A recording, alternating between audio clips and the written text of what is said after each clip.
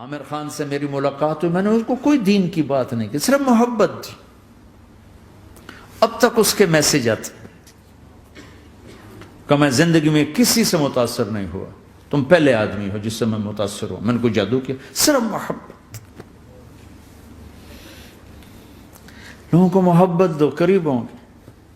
میں جب گیا بڑی مشکل سے اللہ نے، ملاقات کا کوئی راستہ ہی نہیں تھا، وہ مجھے نہیں جانتا تھا، میں اسے نہیں جانتا تھا، تو کوئی موقع نہیں مل رہا تھا ملاقات کا،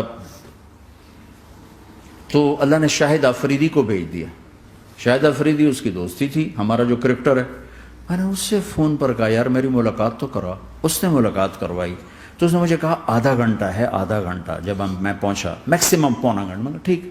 میں گیا تو وہ سہما ہوا چہرہ کہ بھئی مولانا آ گیا، پتہ نہیں کیا کہیں گے، بھئی یہ تو کیا کر رہا ہے، تو حرام کر رہا ہے، ناچ رہا ہے، گا رہا ہے، توبہ کر، ابھی تیرے لیے دوزخ کا فیصلہ ہو جائے، پتہ نہیں کیا ہو، وہ ڈرا ہوا سہما ہوا تھا۔ تو میرا ایک دور کالج لائف تھا، میرے اللہ نے مجھے ہدایت دی، اور میں 3 دن کے لیے میں اس دوست کو، اس کی نسلوں کو دعائیں دیتا ہوں جو مجھے زبردستی پکڑ کے لے گیا، نہ میرا تبلیغ سے کوئی تعلق، نہ واسطہ، نہ میں کوئی ان سے متاثر۔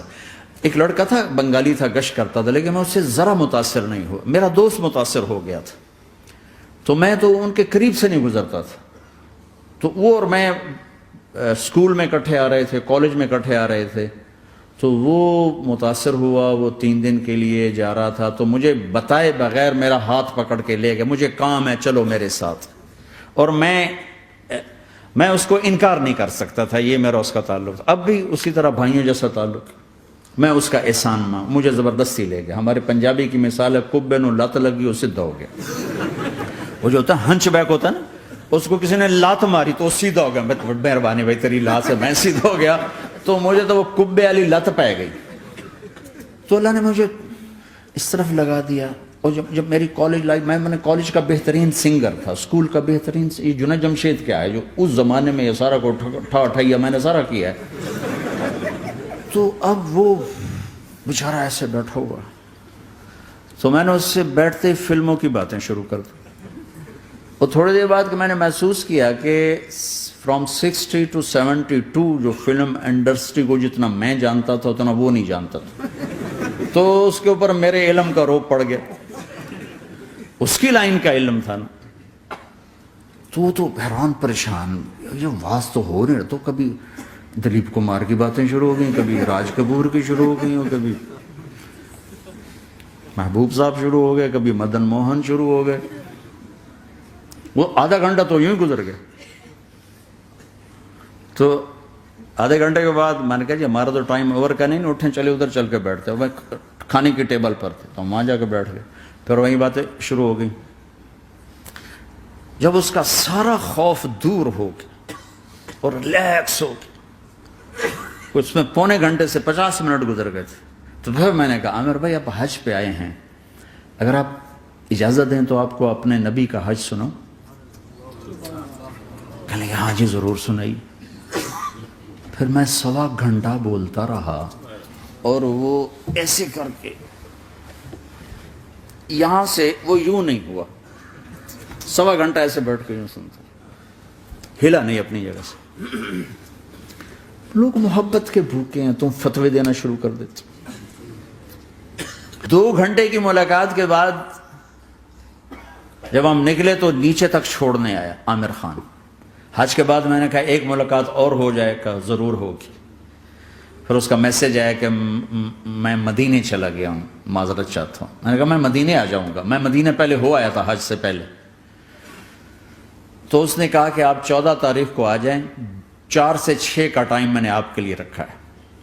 تو میں جنید اور ایک اور ساتھی ہم دوبارہ وہاں چلے گئے 4 بجے، 4:15 ہم اس کے ساتھ ہماری سٹنگ شروع ہوئی، 4:15 سے 10:15 تک 6 گھنٹے مسلسل، اور اس کے ماتھے پہ ذرا نشان نہیں آیا کہ میں بور ہو رہا ہوں۔ اور اس کے بعد ہم اٹھے، اس کا جی نہیں چاہ رہا تھا کہ ہم اٹھ کے چلے جائیں، محبت۔ پھر ایک امتحان پڑ گیا، میں اجتماع میں تھا رائمنڈ کے پچھلے سال، اس کا میسج آ گیا میری فلم تلاش آ رہی، اس کی کامیابی کی دعا کرو۔ لے بھی اے چنگی بڑی. میں کہا اب کیا کروں؟ جواب دینا بھی ضروری، دعا بھی نہیں ہو سکتی، کیا کروں؟ تو جب وہ میسج آیا تو میرے سامنے کوئی 10-12 علماء بیٹھے تھے. میں نے کہا بھائی یہ میسج ہے، اس کا جواب دو. کہا جی یہ ہمارا فیلڈ نہیں تمہارا ہے، تو ہی جواب دے. میں سارا دن سوچتا رہا، مجھے کوئی جواب سمجھ میں نہیں آیا کہ جان بھی بچ جائے، جواب بھی چلا جائے. پھر اگلا دن بھی گزر گیا، مجھے کچھ سمجھ میں نہیں آیا. میں عصر کا وضو کر رہا تھا، ایک دم اللہ نے ایک مضمون دل میں ڈالا. تو میں نے فوراً بیٹھ کے اس کو میسج کیا کہ عامر بھائی جو کریٹو ہوتا ہے نا ذہن، یہ اللہ کسی کسی کو دیتا ہے. تخلیقی ذہن یہ اللہ تعالیٰ کسی کسی کو دیتا ہے، ہر ایک کو نہیں دیتا. اور یہ اللہ کی بہت بڑی عطا ہوتی ہے. اور میں نے تمہارے ساتھ جو وقت گزارا اس میں نے دیکھا کہ اللہ نے تمہیں تخلیقی ذہن دیا ہے، تم کریٹر ہو. اور جو لوگ اس ٹائپ کے ہوتے ہیں وہ کامیابی ناکامی کی پرواہ نہیں کرتے، وہ اپنے کام سے کام رکھتے ہیں. آپ کا بھائی تو فوراً اس کا میسج آیا، آپ ٹھیک کہہ رہے ہیں، آپ ٹھیک کہہ رہے ہیں. بات ہو گئی. پھر میں تھا ہانگ کانگ، میں نے وہاں سے اس کو میسج کیا. دیکھو کسی مصروف آدمی کو براہ راست فون نہ کیا کرو، میسج کیا کرو کہ میں آپ کو فون کر سکتا ہوں، چونکہ میں اس کا بہت ستایا ہوا، بہت ستایا. تو میں نے اسے میسج کیا کہ میں طارق جمیل ہانگ کانگ میں آپ کو فون کر سکتا ہوں، میں آپ کو فون کر سکتا ہوں.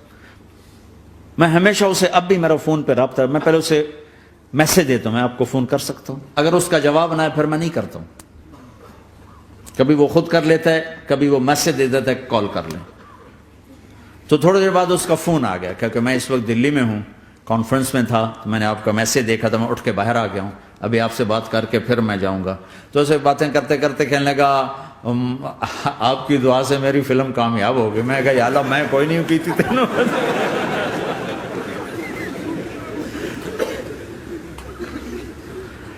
بھائیو محبتیں بانٹو، نفرتیں تو پہلے ہی بہت پھیل چکی.